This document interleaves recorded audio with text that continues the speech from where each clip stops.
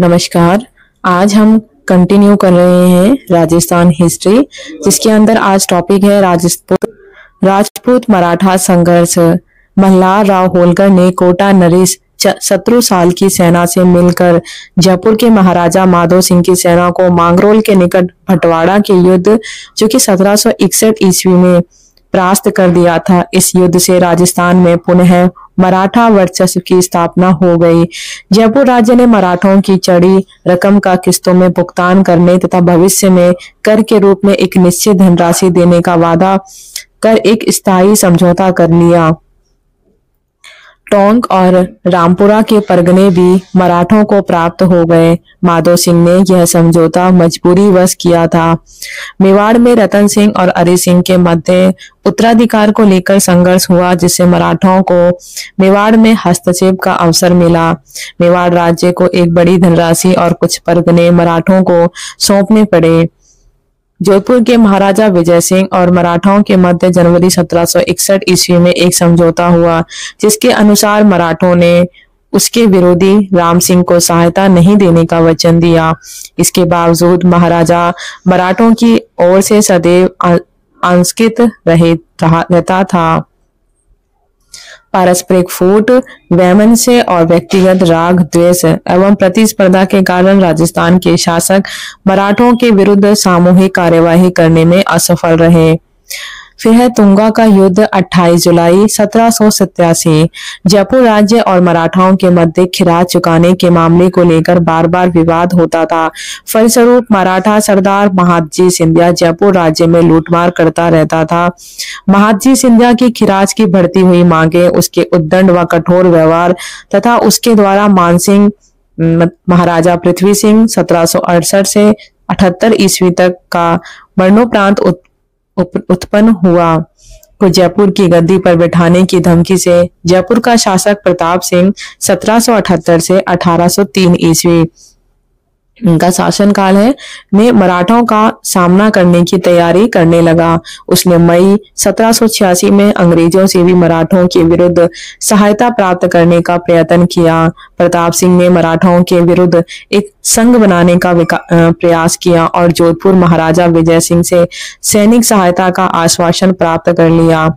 राठौड़ कछवाहा सैनिक गठबंधन से राजपूतों में उत्साह और साहस का संचार हुआ और उन्होंने अवध के नवाब सुजाउद्दौला, पंजाब के सिख सरदार और अफगान शासक तैमूर को भी मराठों के विरुद्ध आमंत्रित किया। शिवपुर व करौली के राजाओं ने भी मराठों के विरुद्ध इस गठबंधन को सैनिक सहायता दी। मार्च 1787 में महादजी अपनी विशाल सेना के साथ दौसा पहुंचा। उसने राठौड़ कछवाहा गठबंधन में फूट डालने के प्रयत्न भी किए। उसके सेनानायक जयपुर से लौट जाने के पक्ष में थे, मगर महादजी इसे अपनी प्रतिष्ठा के विरुद्ध समझता था। उसने खांडेराव को बुंदेलखंड से और अंबाजी इंगले को पंजाब से उसकी सहायतार्थ आने का आदेश दिया। महादजी के सैनिक वेतन न मिलने के कारण उसका साथ छोड़ रहे थे। जुल्फिकार अली खां और मंसूर अली जैसे उसके सेनानायक राजपूतों से मिल गए। 25 मई 1787 को मुगलिया फौजदार मोहम्मद बिन हमदानी भी अपना तोपखाना लेकर राजपूतों के शिविर में चला गया। राजपूतों ने मराठों के रसद मार्ग को अवरुद्ध कर दिया। महादजी सिंधिया को दौसा से पीछे हटकर लालसोट में अपना शिविर लगाना पड़ा। हमदानी के राजपूतों के साथ मिल जाने से उनकी शक्ति काफी बढ़ गई। महादजी के दौसा से पीछे हटने पर राजपूत आगे बढ़े और लालसोट के पास तुंगा गांव में अपना शिविर लगाया। महादजी इंगले और खांडेराव की प्रतीक्षा में युद्ध टाल रहा था। 25 जून को खांडेराव व द बॉय तथा 16 जुलाई तक इंगले महादजी के पास पहुंच गए। महादजी ने अपने सेना का जमाव करने के बाद 25 जुलाई 1787 को राजपूत पर आक्रमण कर दिया। दिन भर भयंकर संघर्ष हुआ, जिसमें हमदानी मारा गया, मगर युद्ध का कोई निर्णायक परिणाम नहीं निकला। 29 जुलाई को युद्ध नहीं हुआ। 30 जुलाई को महादजी सिंधिया के मुगलिया सैनिकों ने विद्रोह कर दिया, अतः सिंधिया सतर्कता पूर्वक पीछे हट गया। मारवाड़ की ख्यातों और राजस्थानी साहित्य में तुंगा के युद्ध में राजपूतों की विजय मानी गई, मगर जदुनाथ सरकार, रघुवीर सिंह तथा मराठा इतिहासकार सरदेसाई इस युद्ध को अनिर्णायक मानते हैं। मगर उद्देश्य की दृष्टि से महादजी की हार हुई। महादजी जयपुर से खिराज की रकम प्राप्त नहीं कर पाया और उसे पीछे हटना पड़ा।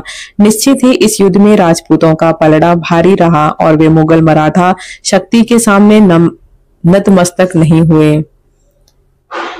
पाटन का युद्ध 20 जून 1790। तुंगा के युद्ध के बाद महादजी सिंधिया अपने खोए हुए गौरव को पुनः स्थापित करना चाहते थे। राठौड़ी सेना ने अगस्त 1787 में तारागढ़ अजमेर के मराठी किलेदार को भगाकर दुर्ग पर अधिकार कर लिया था, जिससे मराठाओं के प्रभुत्व को ठेस पहुंची। महादजी राजपूत राज्यों पर पुनः अपना प्रभुत्व स्थापित करने के लिए सैनिक तैयारी करता रहा। जयपुर और जोधपुर के शासक भी इस बात को जानते थे कि मराठे चुप नहीं बैठेंगे और पुनः उन पर आक्रमण करेंगे, अतः वे अपने सैन्य गठबंधन के सहयोगियों की तलाश करते रहे। राजपूत चुनौतियों का प्रत्युत्तर देने के लिए महादजी ने द बॉय यानी कि डी बॉयन को नियुक्त किया। उसके साथ सिंधिया का एक योग्य सेनानायक लकवा दादा भी था। ये दोनों मई 1790 में मथुरा से रवाना हुए। अंततोगत्वा मराठों और राजपूतों के मध्य 20 जून 1790 को पाटन में युद्ध हुआ। राजपूत सेना का सहयोग हमदानी का भतीजा इस्माइल बैग कर रहा था। उसने मराठा सेना को परास्त करने के काफी प्रयत्न किए, मगर असफल रहा और भागकर जयपुर चला गया। द बॉय के नेतृत्व में मराठा सेना को राजपूतों के विरुद्ध निर्णायक विजय मिली। विजय सिंह ने शांति का प्रस्ताव रखा, जिसे मराठाओं ने स्वीकार नहीं किया। सिंधिया के सेनानायक राजपूत क्षेत्रों को रोंदते हुए अजमेर की ओर बढ़े। अजमेर नगर को जीतकर दुर्ग का घेरा डाल दिया गया। कुछ मराठा सेना अजमेर दुर्ग के घेरे के लिए छोड़कर द बॉय मेड़ता की ओर बढ़ा, जहां राठौड़ सेना पड़ाव डाले हुए थी। 10 सितंबर 1790 को डंगा नामक स्थान पर मेड़ता के पास युद्ध में द बॉय ने राठौड़ों को पराजित किया।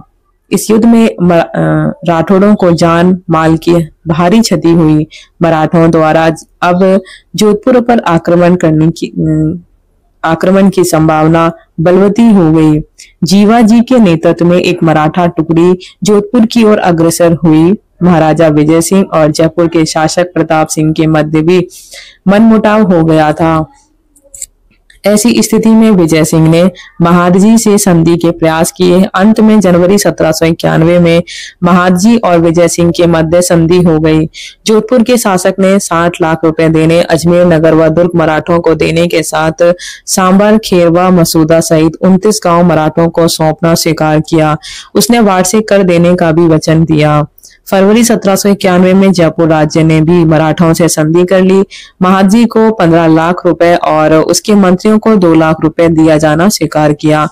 होलकर को जब इस समझौते की सूचना मिली तो वह काफी क्रोधित हुआ और अप्रैल 1791 में उसने पिंडारियों को जयपुर राज्य में लूटमार करने के लिए भेजा। होलकर को भी महादजी के बराबर 17 लाख रुपए देना निश्चित कर जयपुर राज्य को मराठा कोप से बचाने का प्रयास किया गया, मगर जयपुर इतना धन चुकाने में असमर्थ था। होलकर काफी समय तक धन प्राप्ति की आशा में जयपुर में रुका रहा। अंत में प्रताप सिंह ने इस धनराशि के बदले रामपुरा का परगना होलकर को दे दिया। इस प्रकार जयपुर पूर्ण रूपेण मराठा संरक्षित राज्य बन गया। 1793 ईस्वी में होलकर महादजी सिंधिया से लाखेरी में पूर्णतः पराजित हो गया। अब राजस्थान में महादजी का वर्चस्व स्थापित हो गया। उसने राजस्थान के मामलों को देखने के लिए लकवा दादा को अपने प्रतिनिधि के रूप में नियुक्त किया। मालपुरा टोंक का युद्ध 16 अप्रैल 1800। जयपुर का शासक सवाई प्रताप सिंह 1791 ईस्वी की संधि से कुंठित था। वे मराठों के नियंत्रण से मुक्त होना चाहता था। उसे प्रतिवर्ष एक बड़ी धनराशि मराठा सेना नायकों को देनी पड़ती थी, जिससे राज्य की आर्थिक स्थिति दयनीय होती जा रही थी। अतः वह 1791 ईस्वी की संधि की उपेक्षा कर मराठों के विरुद्ध युद्ध की तैयारी करने लगा। उत्तर भारत में दौलत राव सिंधिया के प्रतिनिधि लकवादादा को जब प्रताप सिंह की सैनिक तैयारियों की सूचना मिली तो उसने एक मराठा सेना जयपुर के शासक को सबक सिखाने के लिए पोहल मेल यानी कि जर्मन सेनानायक और शिवेलियर दुर्दनेक फ्रेंच के नेतृत्व में मालपुरा पहुंची। जयपुर की सेना 20 प्रताप सिंह के नेतृत्व में मालपुरा पहुंची। जोधपुर महाराजा भीम सिंह ने भी 5000 घुड़सवार जयपुर की सहायता के लिए भेजे। 16 अप्रैल 1800 को मालपुरा में घमासान युद्ध हुआ। प्रारंभ में राजपूत सेना का पलड़ा भारी रहा, मगर अंत में राजपूत सेना पराजित हुई और 10 मई 1800 को जयपुर राज्य ने मराठाओं को 9 लाख रुपए युद्ध क्षति चुकाना स्वीकार कर उनसे संधि कर ली। मेवाड़ के आंतरिक मामलों में मराठा का हस्तक्षेप रहा है। मेवाड़ में चुंडावत व सक्तावत सरदारों में युद्ध के दौरान हरावल के नेतृत्व में प्रश्न को लेकर कलह चल रहा था।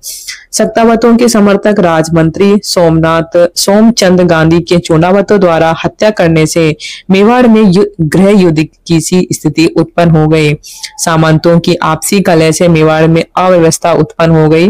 महाराणा भीम सिंह 1778 से 1828 ईस्वी अपने सामंतों के सामने असहाय था, अतः उसने महादजी सिंधिया से सहायता मांगी। महादजी ने महाराणा की प्रार्थना पर 16 अप्रैल 1791 को मेवाड़ के भावी प्रबंध के संबंध में एक समझौता किया, जिसके अनुसार वह सामंतों का दमन कर महाराणा के अधिकारों की क्षमा की रक्षा करेगा।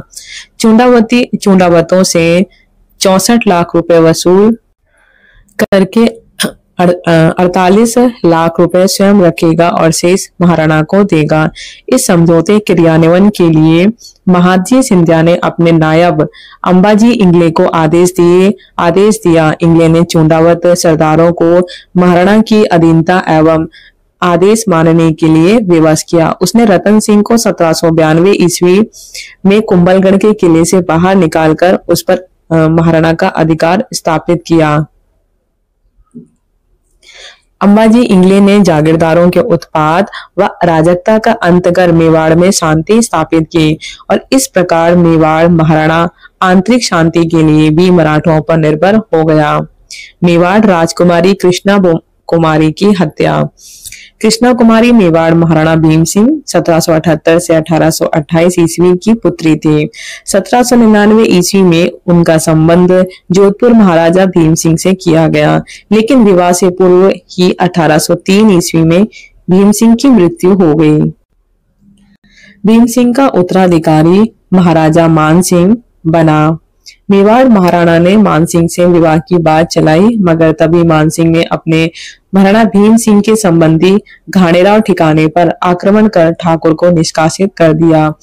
मान सिंह के इस कार्य से महाराणा भीम सिंह नाराज हो गया और उसने कृष्णा कुमारी का विवाह जयपुर महाराजा जगत सिंह से निश्चित कर दिया। इससे मान सिंह उत्तेजित हो गया और उसने महाराणा की कृष्णा कुमारी का विवाह जगत सिंह से नहीं करने की चेतावनी दी। महाराणा ने इसे अपने प्रतिष्ठा का प्रश्न बना लिया और जयपुर टीका रवाना कर दिया। महाराजा मानसिंह ने टीके को रोकने के लिए सेना भेज दी। उसने होलकर से भी सहायता की याचना की। टीका दल शाहपुरा में था और इसी समय जयपुर महाराजा जगत सिंह ने टीका रोकने की कार्यवाही को अपना अपमान समझा और युद्ध की तैयारी शुरू कर दी। टीके को लेकर जयपुर और जोधपुर के मध्य युद्ध की स्थिति उत्पन्न हो गई, लेकिन शाहपुरा के राजा के हस्तक्षेप से टीका दल उदयपुर लौट गया। जयपुर के दीवान रामचंद्र और जोधपुर के बख्शी इंद्रराज सिंघवी के बीच वार्ता में यह तय किया गया कि मानसिंह एवं जगत सिंह दोनों ही कृष्णा कुमारी से विवाह नहीं करेंगे। अगस्त 1806 होलकर मानसिंह की मदद के लिए पहुंचा, मगर समझौता होने पर वह दक्षिण लौट गया।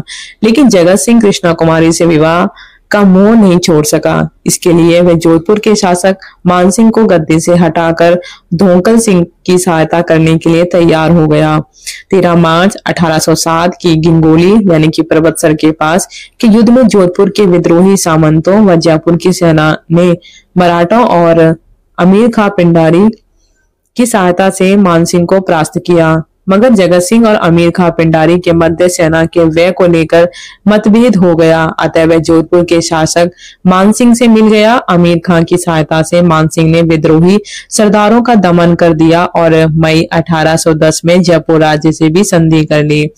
मेवाड़ महाराणा भीम सिंह यद्यपि जयपुर जोधपुर के पारस्परिक झगड़े में सम्मिलित नहीं हुआ, मगर कृष्णा कुमारी की सगाई जगत सिंह के साथ करने से मानसिंह महाराणा भीम सिंह से नाराज था।